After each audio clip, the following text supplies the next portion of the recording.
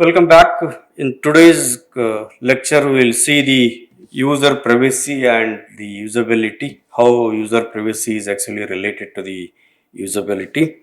Before we start, here is the agenda for today's discussion. We'll begin with looking at some of the examples where the users are asked to make the choices which has an implication on the privacy.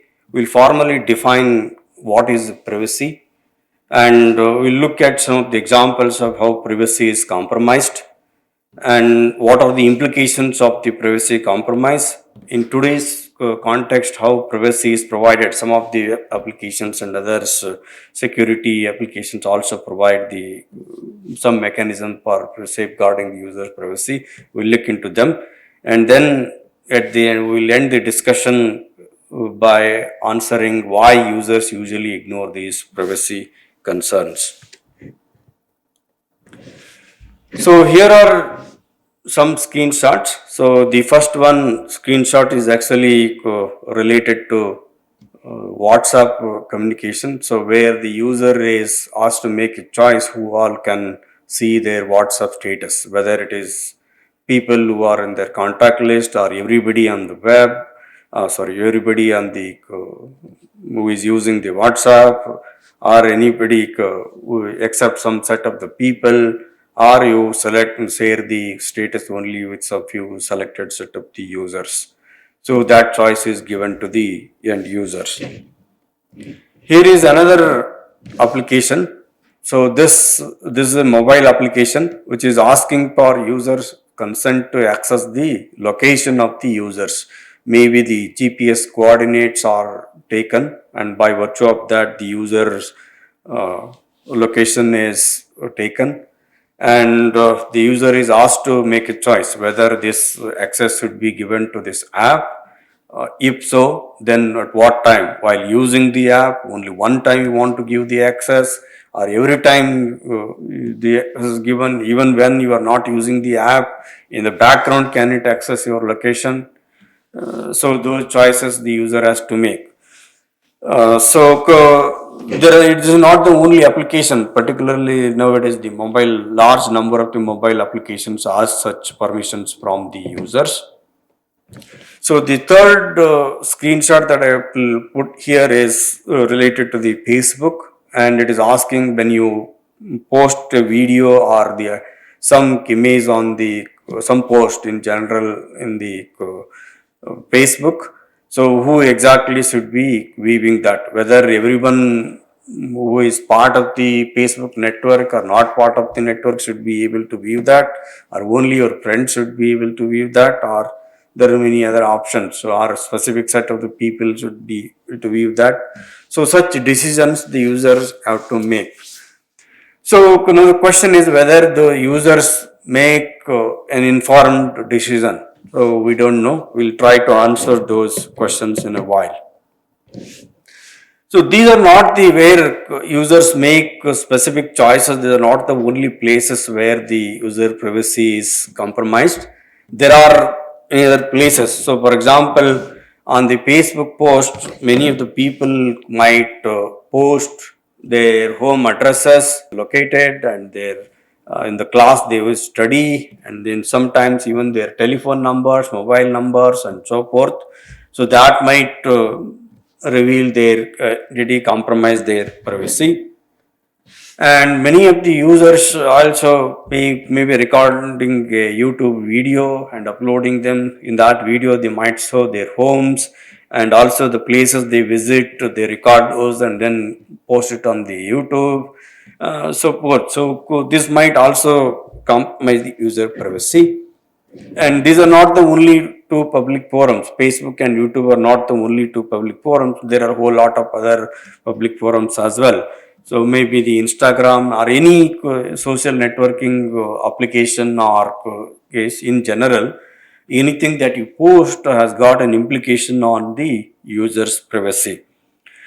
So with that background in mind, what exactly user do and how they exactly use and where are the places the privacy is compromised, we will formally try to define what is exactly the privacy So privacy is actually related to market which has protecting the user's information. In many of the countries, the protecting user information, what we consider it as a personal information, the user has got a control whether they want to give that information or not, share that information. So if so, who all should be viewing, what purpose, for what purpose the user is sharing that information. So those it covers whether the collectors are allowed to use that information for any purpose or some specific purpose. So in general, privacy means it's actually protecting the end user's information. So this privacy, the information what we consider as the privacy, has changes across the societies and cultures, and some of the external events that are happening can also change the definition of the privacy. I'll just give an example. In most of the European countries and in general the Western countries, asking the users their date of birth and the reason may not be considered as they should not be asking that. Of course, in some places it is required. For example, the employer might need that information. Person is and how long the person should continue in service and their uh, pay package and other related stuff. But in general, any other. So, for example, if let's say I go and want to have a mobile connection, new mobile connection. So in that, there is no reason why the mobile service provider company should ask for the user's date of birth. So those are considered as not mechanism. But in other places, asking these details might be is okay. So in that way, the place where we live in and the society, the culture will also have influence on what we consider as the sensitive information which invades our privacy, or it's okay to share it. So the examples that we saw where the users are making some choices while using few applications is not the only things which actually have implications on the user's privacy. There are a whole lot of not directly but the other things which also contribute to the user privacy. So for example, over the years the storage capacity, for example the disk capacity is are increasing and the cost of the disk are decreasing. So what happens if you have at a cheaper cost a larger storage capacity, you keep dumping the data, even whether you require it or you don't need it, you keep storing that data. So very rarely the users go back and then look at what exactly they have stored and whether that is required or delete that or something like that. So that won't happen. So many of the times, even our mobile phone storage, it's unless the storage gets exhausted, we rarely go and delete the mobile photos that were taken, which are not exactly required. So that would be one reason. So something which is available, if your device is compromised or anything happens, then your privacy might be compromised.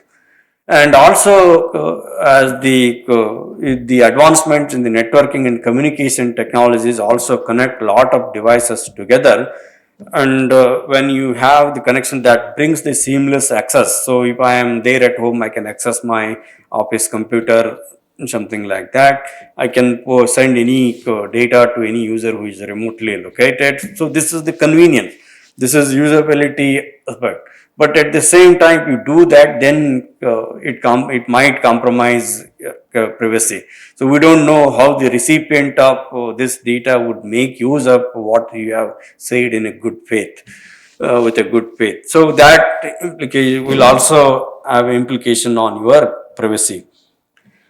So that brings us to the question, how do we actually protect the privacy of the users? So is privacy is same as the confidentiality. So remember, while in the first lecture we said that confidentiality is required. This is one of the fundamental requirements of providing the security. Whether it confidentiality basically hides the information from unintended users, whether confidentiality is same as the privacy. So, in true sense, privacy and confidentiality is not the same things. Privacy is not concerned about hiding the information. It is about when, in what context, what information should be shared, and how is actually that shared information is used by the other party. It's actually related to that. So, in that sense, the confidentiality and the privacy are not the same thing. So now let's look at what are the generic reasons with which the privacy is compromised. So this is some examples that we saw, the settings where the users are making some choices. I said that whether the users are making those decisions deliberately with some an informed decision, so not necessarily. There are a lot of users who are careless, who don't really care about what is privacy and what could happen, what can go wrong if I do share this information. So in that context, the users are not making very good choices, are not even aware of that they are making certain choices that has got an implication on their privacy. So they are unaware of this. These are the two reasons. But these are not the only two reasons with which the privacy is compromised. So think of this case. If your computer is compromised for some reason, your mobile phone is compromised by cyber attack. So all the photos or whatever you have stored, even your audio, video clips on your mobile device might be accessed by someone. So those cyber attacks will also have implications on your privacy. So some private conversation that you had.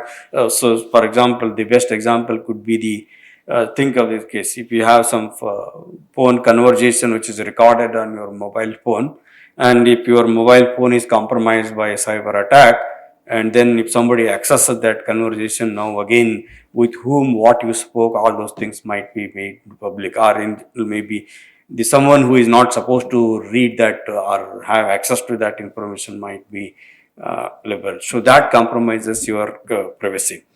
So the attack not necessarily be on your mobile phone or computer. It could be an interception happening at the network boundary, or it can take many forms. Even the social, lot of social engineering attacks that we discussed can also you entice the user to do something, and when you do that action, then the you inadvertently might be giving access to your private information. So using all these means, careless users, unaware users is one part that is already there, and the second part, by of the cyber attacks also, your privacy might be compromised.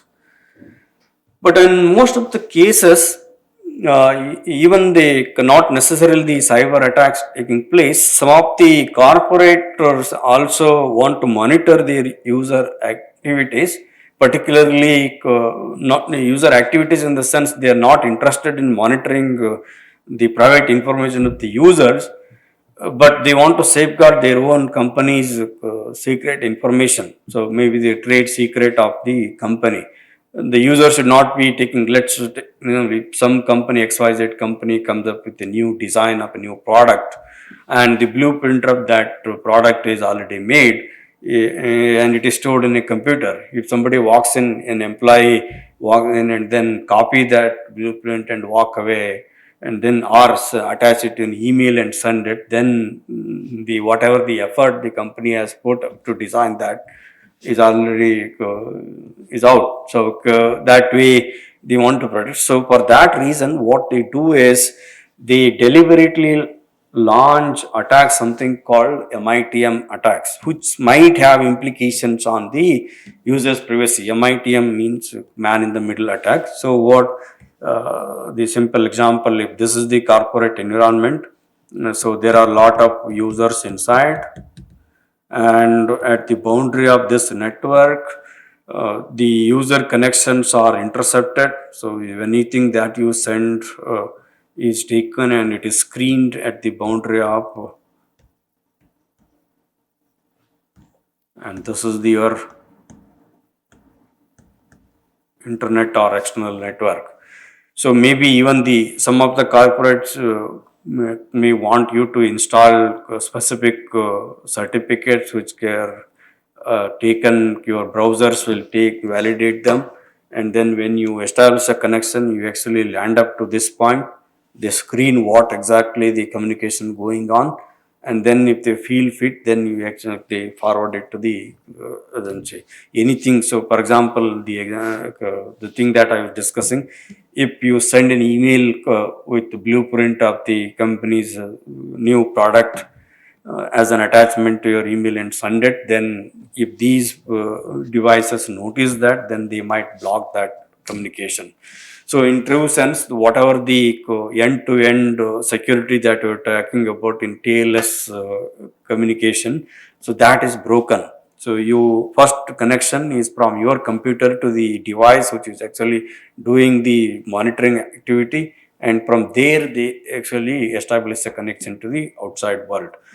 So this way also, so think of this: you are not copying the company's information, but you actually sending something which is your personal data, maybe a photo or some you are writing an email to your friend. If all of this is intercepted by the company or your workplace, your employer, then your privacy is compromised. There is no need for your employer to use that information or know that information, who are your friends and what you are communicating with your friends or family members. So on the one hand, you exactly company want to protect their assets, that by because of that they do these set up these monitoring things, and users are unaware of the implications of what can go wrong, and then they innocently might use that being inside the corporation, and then their privacy is compromised. So that could be another place where the user privacy is compromised. On the very extreme level, some of the government agencies might also want to do censorship. What exactly the users access the information, what they browse, and what kind of information they exchange. So, all of this, not all countries actually do this, but some of the countries are known to do the surveillance. In the name of the security, national security, and all that, they might do it. But at the end of the day, if all of our communications are monitored by governmental agencies, then again our privacy is compromised. There are some studies which actually show that even something called some of the government entries also get fake certificates from the certifying agencies. So they go and tell that you receive a certificate, and they're using that certificate when you, let's say, when they install that certificate at the place where the monitoring is done. So, and when I say www.xyz.com, the first connection that goes out of the network xyz.com is somewhere located in a different country. So your request first goes and lands up to that place, and a certificate which is taken by that country is actually provided to the end user. Once when they establish another connection to the external server, get the content, screen it, and then if it is assumed to be safe, then you send it. So again, the same setup, whatever I have drawn here, you can think of this instead of one corporate, this is the one nation, and the entire nation's traffic is coming to one location, and where the screening happens. So that is the only difference. The external network and the nation's network, in between these two, this screening equipment or setup is sitting and then doing the monitoring activity. So think of this. So by virtue of this, if some monitoring things are sitting there, then everything can be screened. So whatever we post on the Facebook or on the exchange, whatever we send to the other our friends, neighbors, whatever thing, entire thing could be monitored. So such set of monitoring things will also compromise your security, privacy. So now, what is the implication of such privacy compromise? What can go wrong if somebody else has got personal information of ours? So first of all, it brings in some cases, at least in the social media context, if you post something, it brings not required attention. In the first place, you post a photo, you right now, then a lot of people would be interested in knowing what are you doing there and what are the places you're visiting. So that brings not required attention in the first place. And in case people might be vulnerable, particularly for incidents like the cyberbullying and cyber stalking, where looking at your post and videos, lot of trollers and other people might use abusive words towards you and then publicly post some content. And somebody might be following you all the time and posting some content against you, which is undesirable. So that is also an incident of the cyber staking. So you might be subjected to that kind of the incidents. But these are one thing. So privacy compromise with respect to the social media and all what we store in our mobile phone, computer, when they compromise, what can run. But the other extreme end, you might have financial implications. So when we think of this case, if I enter my credit card, an intercepting device sitting at the boundary of the network, looking at the communication, if it can grab the credit card details, then subsequently anybody can use that. So then you have financial implications. Somebody else might be using your credit card, and then you might be required to pay for that. So that kind of implications are also there. So with that background in mind, now let's go and look at in the present context how the security designers or application designers are providing this privacy to the end users. So here is a screenshot. It is a classic example. Many of us might have used this, a web browser, which is actually showing that this is a private browsing thing.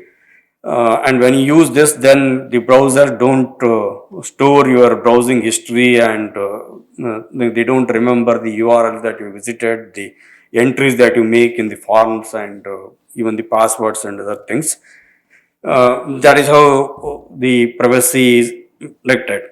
But what it interestingly tells you is, so when you use this private browsing, it doesn't store the browsing history in your local computer, which otherwise in general, if you use the browser, then the browsers usually tend to save that browsing history.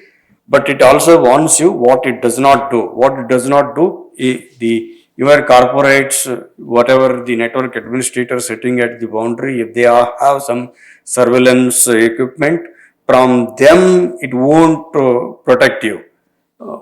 Meaning, if they want, they can still use that. The example that I give in the previous slide, say some device sitting at the boundary of the corporate network or at the national level, if they have intercepting devices, then they can still do these or monitor your activity, what all you are posting. So this privacy is only local to your computer. So this is one way.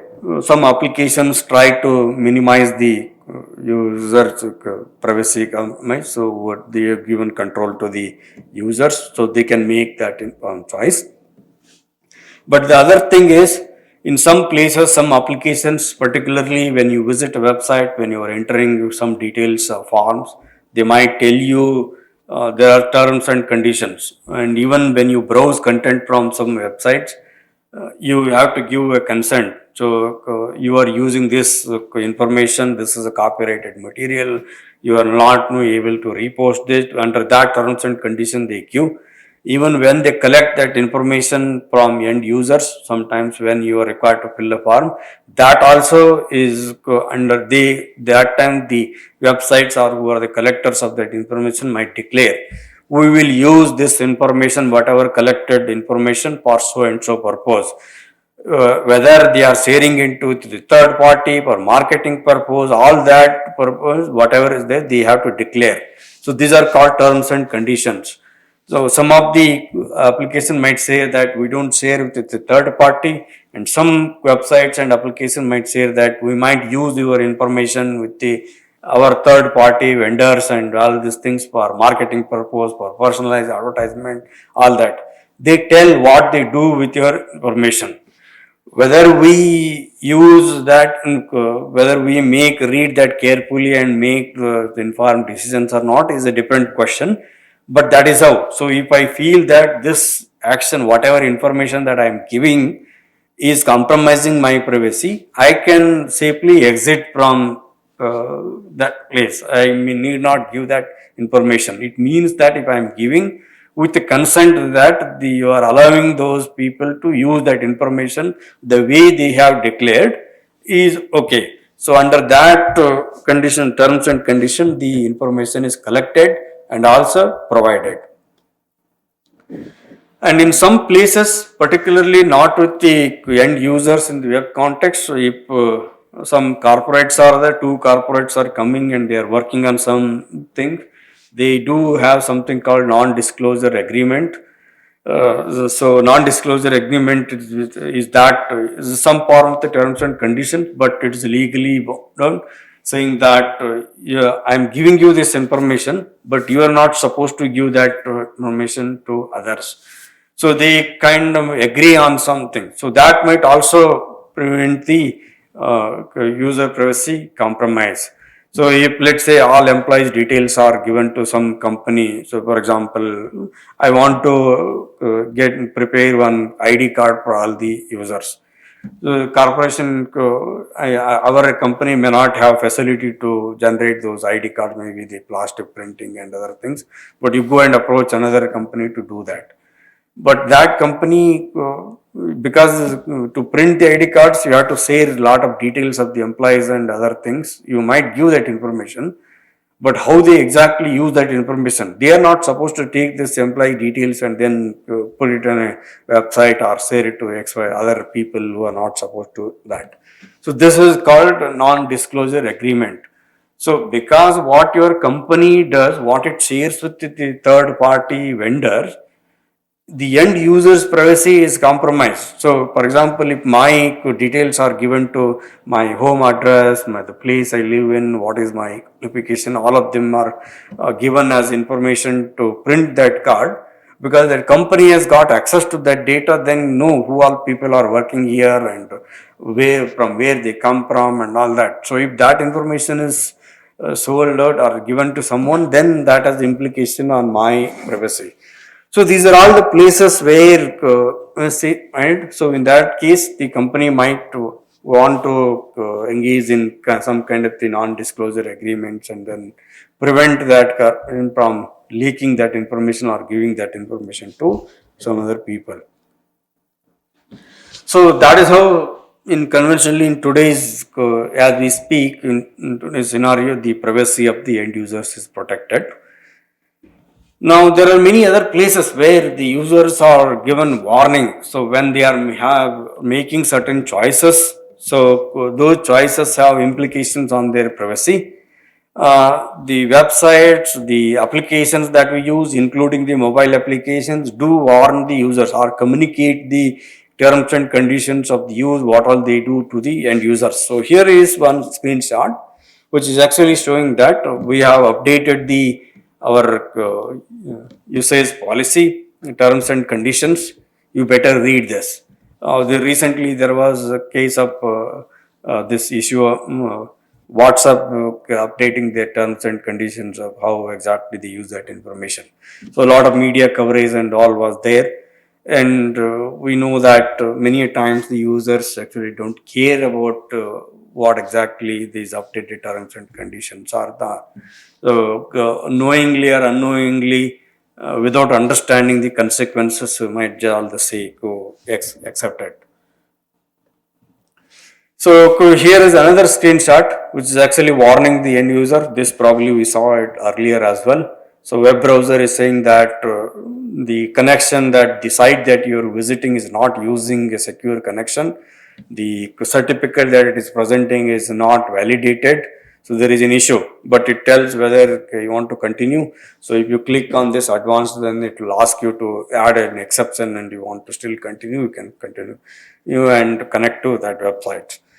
So people might be just interested in visiting that website without worrying about what. So many a times the certificates that are presented, although they might be carrying the valid date, but there is something called revocation list. The certificates themselves might have been revoked, and the browsers, if they don't check it, or the revocation list is, if some browser is not aware of how to verify that revocation list, check that, then you might end up communicating with some server or some website which is actually not getting the valid things.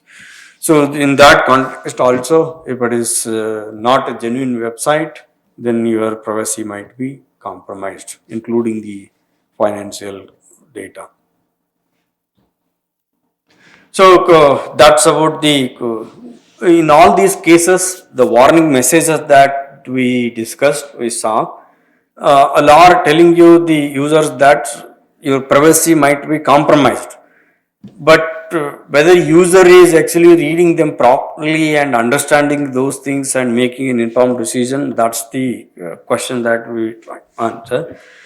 But there are a lot of other things. User making an informed decision is one thing, but there are whole lot of other things which got an implication. Why the users actually are compelled to say yes and then continue to use them.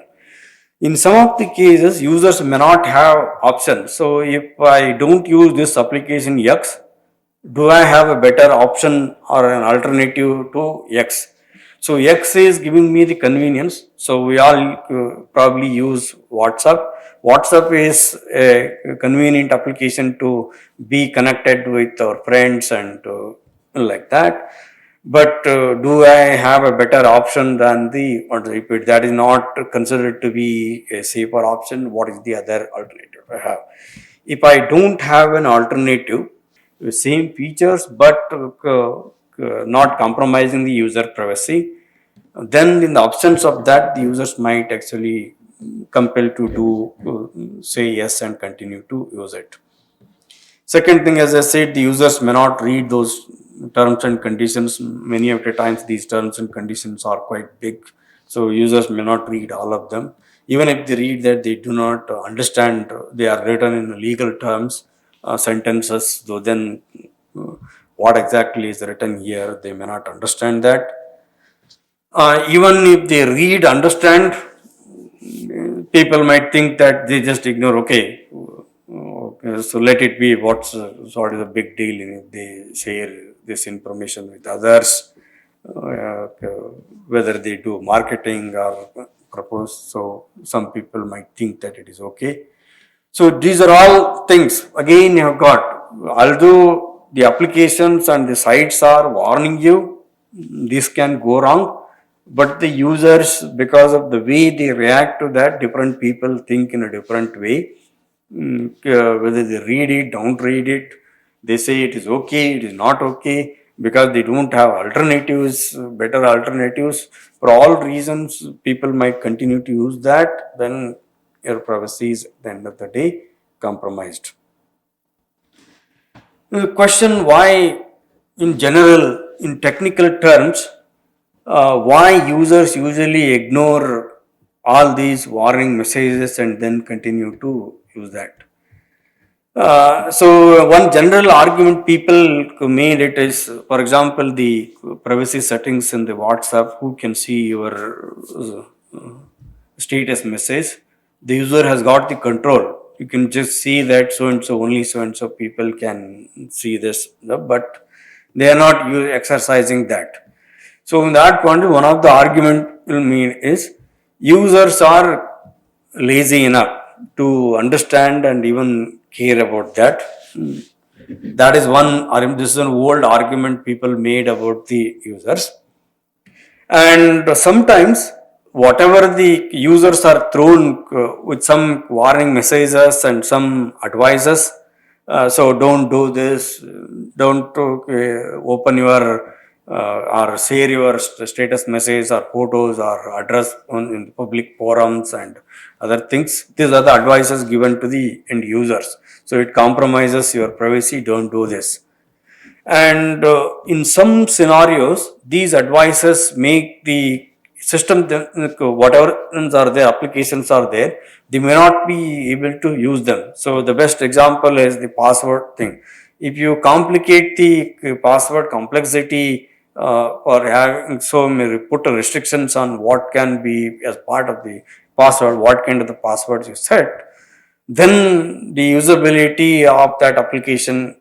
So because of that, they don't care about these advices.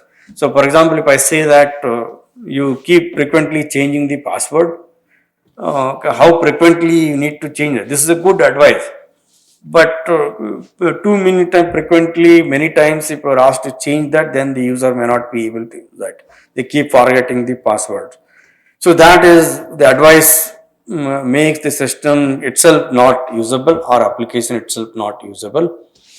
And then the third and the most important thing is, when you give an advice to the end user, so and so things you should be doing, so and so things you should not be doing. These kind of the advices, mostly in terms of privacy and the security, these advices, what is the benefit that the user is going to get out of this, that is not clear to the end users.